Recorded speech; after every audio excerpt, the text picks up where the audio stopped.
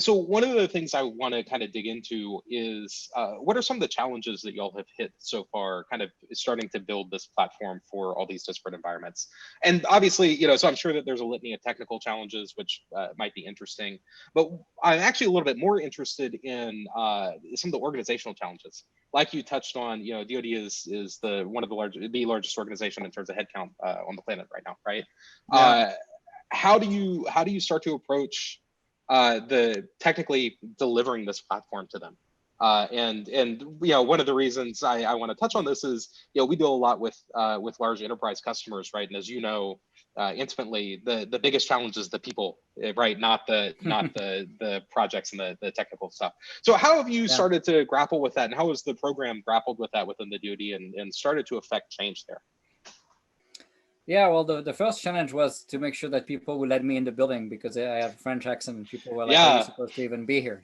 But once I got past the building, I think the silos and we have obviously a lot of people, right? Like you said, a lot of silos, a lot of different teams, and it's really segmented across DoD, both in the DoD components and also within the components. We have dozens of teams doing different things, and they have to do it because there was nothing done centrally by the enterprise. So we ended up with a bunch of snowflakes and a bunch of shadow IT stuff going all over the place.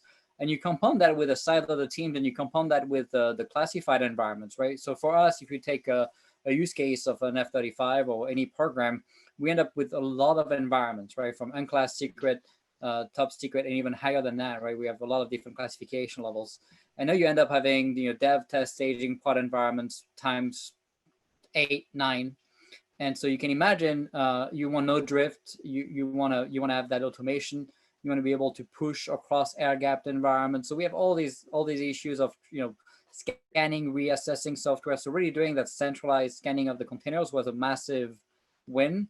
And by the way, we saved 100 years of time. Just so people understand, in 1 year, we saved 100 years of time by moving these 37 programs to DevSecOps. Now we have 60 programs, so the time saved is tremendous, and that compounds over years, right? So it's just incredible, the timeliness piece of that, right? The culture piece, right? Back to your people problem. I always put a caveat to that, right? Because people say, the tech is easy and culture is hard. I think it's not fully true, right? Because I can tell you, if tech was easy, culture change will be easier, right? I think some of the reason why culture is hard is because people struggle with that continuous learning piece, right? I mean, look at Istio, look at Service Mesh. It's the foundation of my stack and the DoD stack here.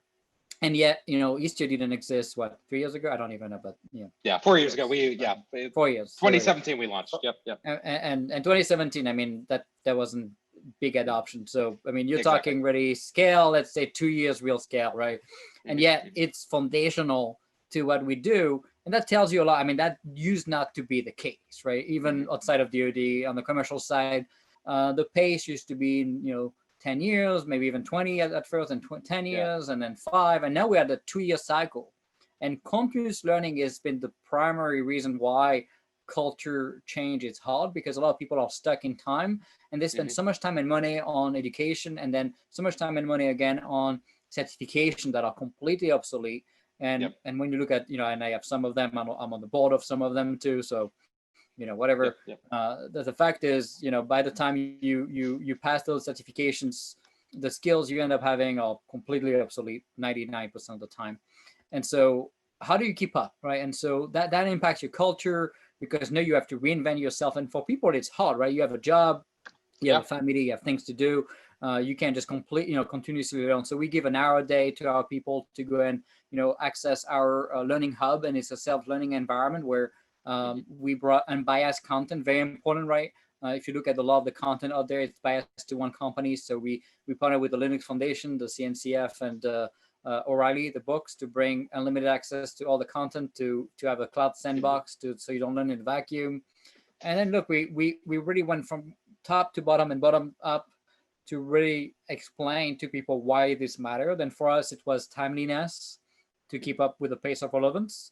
And people say, well, I was on a call today with someone that said, you don't have competition. I'm like, oh, no, we do have competition, and that's China and Russia and other countries that innovate. But we also have competition within the commercial side, where we need to keep up and we need to innovate, and we need to not waste the taxpayer money. I mean, for me, it's all about also making sure that our kids will be able to compete in that world, 20 years from now.